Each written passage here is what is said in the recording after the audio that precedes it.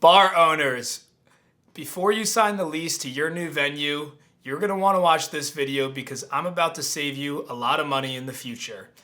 Now, if you're opening a nightclub or a bar and you're getting ready to sign that lease, make sure you pay attention to the insurance clause.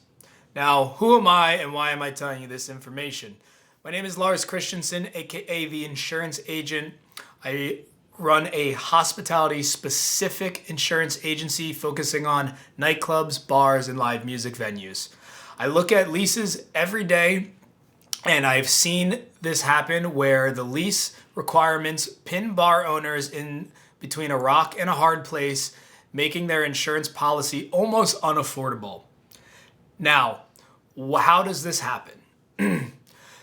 Many landlords use cookie-cutter leases, which have requirements on insurance limits in the insurance clause. Typically, you need to carry the industry standard, which is $1 million occurrence, $2 million on general liability, and $1 million on liquor liability.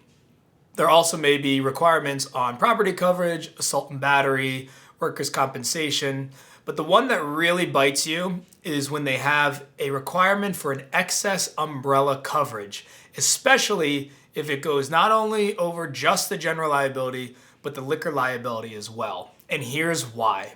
A lot of these cookie cutter leases were written back in the day when insurance rates were low, and they assume that insurance is just one size fits all. And that's not the case for hospitality risks. Ever since COVID, premiums have become 5 to 7% of gross annual revenue, up from about 1 to 2% prior.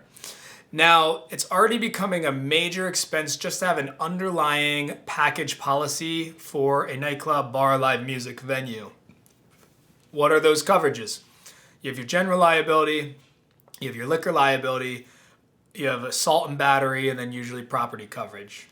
So let's say, for example, it costs you $50,000 a year annually for your liability coverage. And the insurance clause in the lease requires you to have a $2 million umbrella or excess over both the general liability and the liquor liability. Depending on your state, we've seen an average between $10,000 to $25,000 a layer.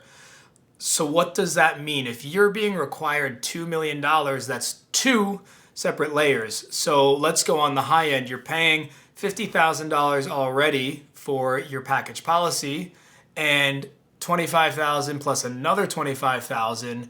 Now you're looking at $100,000 a year for your insurance policy. You've also got to pay rent and payroll and other expenses for running your business. So what do? I highly suggest you work with a specialized agent who focuses specifically on the hospitality niche. Do your homework, research around, and call a few before you submit anything. Find the one that works best with you.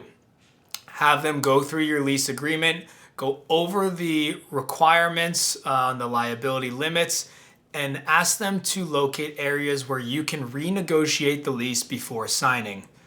I promise you, this will save you a lot of money in the long term. I hope you like this video, and if you need more information about insurance in the hospitality industry, all my information is below, and I hope you guys like and subscribe, and we'll see you next time in the next video.